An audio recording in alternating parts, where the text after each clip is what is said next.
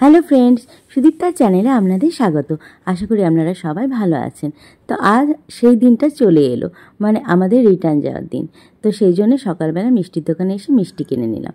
এরপরে দুপুরে মায়ের কোলে শুয়ে একটু আদর খেয়ে নিলাম। আবার কবে দেখা হবে জানি না। তো আজকে আমি চলে যাচ্ছি বাড়ি, মানে ভোপাল।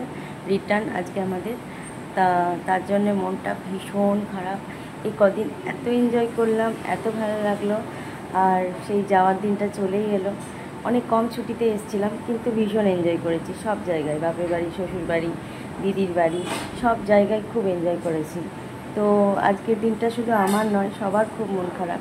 আর যাওয়ার আগে সবাই একটা ব্যস্ততা থাকে, যে ট্রেনে যাচ্ছি যেহেতু, সেই জন্যে নানা রকম রান্না বান্না সেগুলো নিয়ে যেতে হচ্ছে।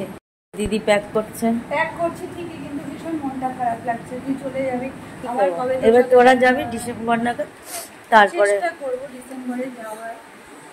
আর ওদিকে মা তো কাঁদছিল। এই যে রান্না বান্না হচ্ছে আমাদের। ভাত নিয়ে যাবো একটু, আর পরোটা।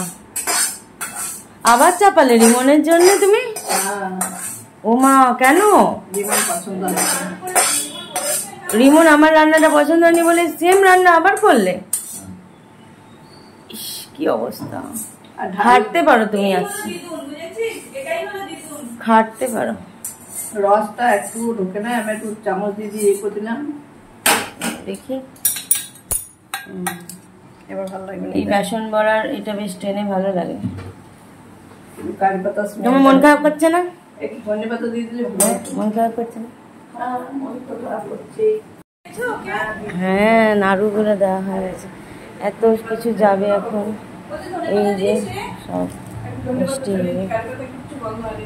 হ্যাঁ, ধনে পাতা দিয়ে দেন।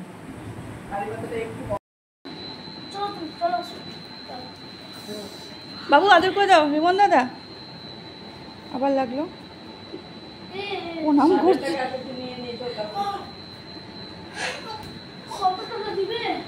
এই বাবু প্রণাম করো, প্রণাম বলছি, আদর করো, একটু আদর করো।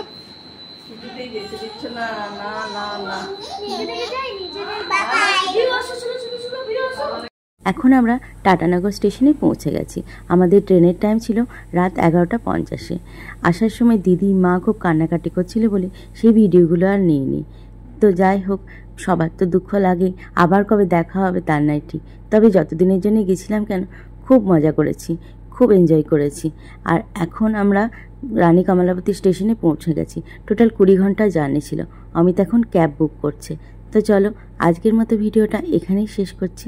সবাই ভালো থাকবে, সুস্থ থাকবে। আবার দেখা হবে অন্য একটা ব্লগে, অন্য একটা ভিডিওতে। Bye bye.